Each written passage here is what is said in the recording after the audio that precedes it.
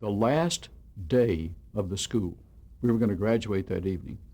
And I'd gotten a call from the program director of WTAR TV in Norfolk a week before saying, hey, we got a job open as a director. Do you want it?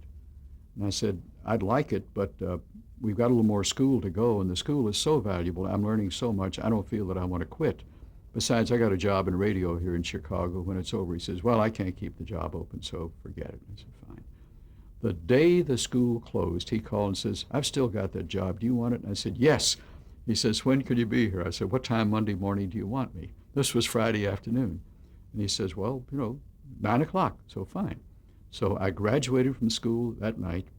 Much to my surprise, they gave me an award as being the outstanding student, and I got my $300 tuition back, which was marvelous. And I drove all weekend in my 1939 Mercury to get back to Richmond to pick up my wife, who'd stayed in Richmond and worked so I could afford to go to school in Chicago. And we went to Norfolk, and I went to work on Monday morning.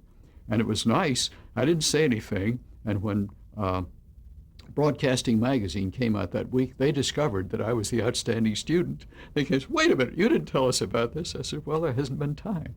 So they gave me a film jockey show right away. And what a film jockey show is, I mentioned a jukebox. And Jimmy Roosevelt decided that if a person would put a nickel in a jukebox to hear a record play, he'd put a quarter to see the performers. So he went out with a group and recorded on 16 millimeter film a bunch of bands, Peggy Lee, Nat King Cole, and so forth, the popular bands of the day. 2 cameras, 2 16s in front of the bandstand, one on a close-up, one on a wide shot, and cut back and forth. Well, that business didn't do very well. And a man named Lou Snyder, who was a syndicator, bought the library, sold it to stations, and I played Lou Snyder telescriptions, they were called. Today they're called music videos, and they're much more, they're much more complex.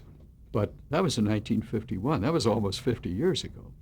And just as I didn't have sense enough to realize there might be a future in the race record business, I didn't realize there might be a future in the music video business. Besides, that's not what I wanted to do. So I've made some great decisions in my life.